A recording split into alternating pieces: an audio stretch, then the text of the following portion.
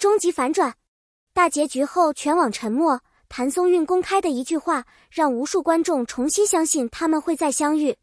三世虐恋原来藏着这种结局。谭松韵一句话让所有观众重新相信他们没有结束，仓促的结束却留下无法散去的余温。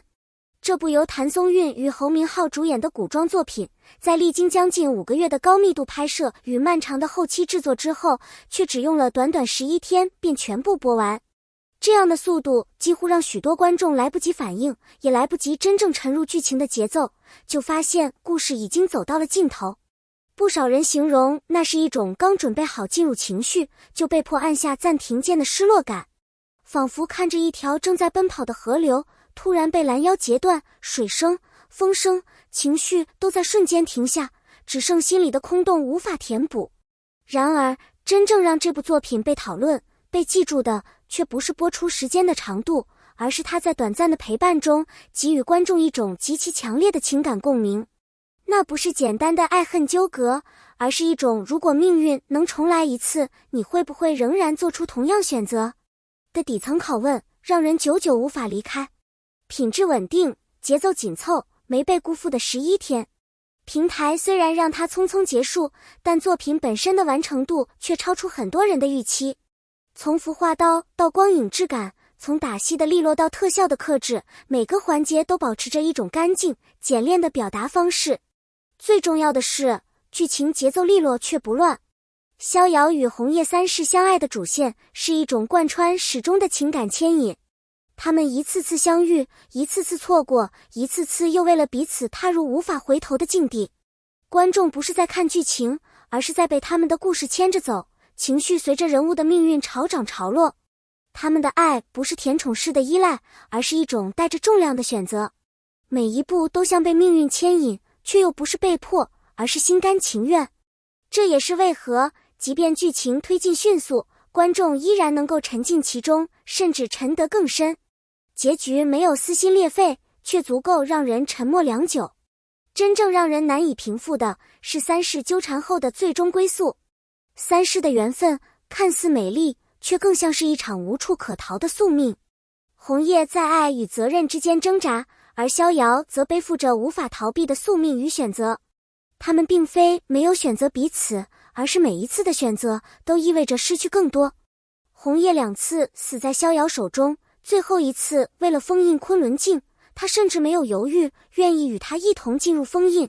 那里没有轰烈的对白，没有眼泪横飞的场面，却让观众瞬间明白，真正的爱情不是要在一起，而是愿意一起承担不可避免的命运。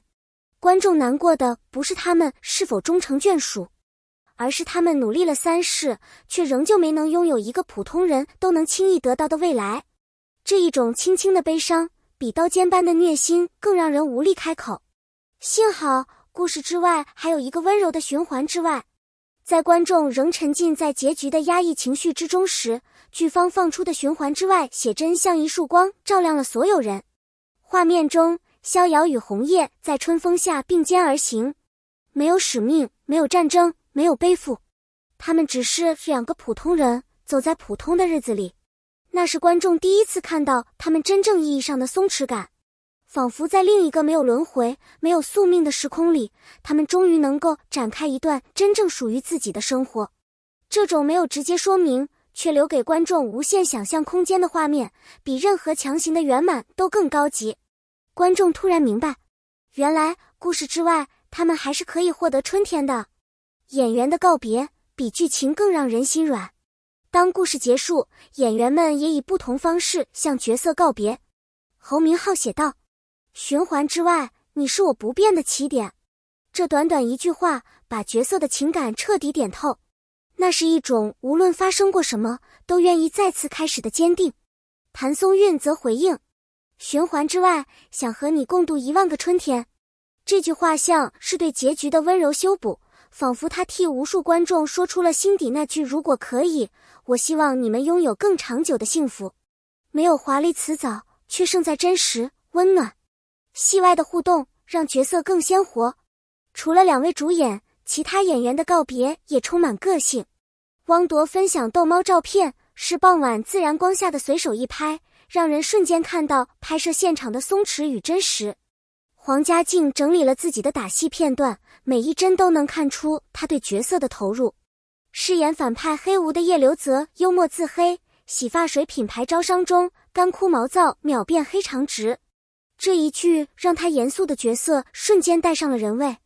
观众突然发现，这些角色不是冷冰冰的符号，而是有灵魂的，是演员用心赋予生命的。角色之外的告别也是一种延续。待续发布配音视频，用声音再次让角色活了一次。张小婉留言，在大力心里，逍遥和洛洛永远是他最好最好的朋友。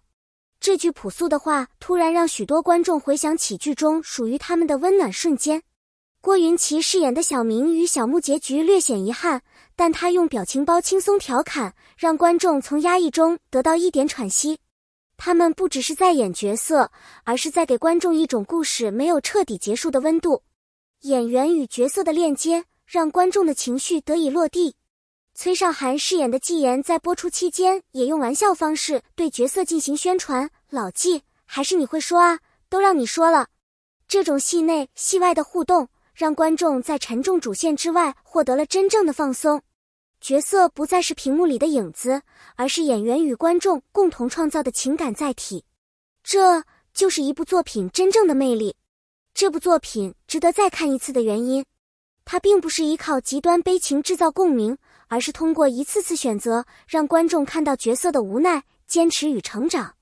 感情线不悬浮，人物行为有充分动机，即使结局不圆满，也会让人觉得这是他们必然走向的道路。这样的真实反而比甜到发腻的故事更耐咀嚼。很多观众之所以愿意反复观看，是因为他们在角色的命运里看到了自己的影子，爱过，失去过，坚持过，也心软过。真正让人不舍的是陪伴感的终止。11天的陪伴也足以让人形成习惯，每天追着更新，看着熟悉的角色在悲欢中前行，像是一种固定的情绪出口。当这一切突然停止，观众失落的不是剧情，而是每天有他们陪伴的那段时光。故事结束了，但情绪的惯性不会立刻停下。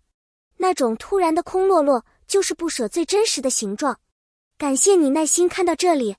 如果这段故事曾触动过你，陪伴过你，给过你力量，欢迎在评论区写下你的想法，说说你最难忘的角色，最戳心的片段，最想再看到的一幕。也欢迎你订阅频道，打开提醒。未来我们会继续分享更多真实、有温度、有力量的故事。你的一个关注，一次评论，都是我们继续创作的动力。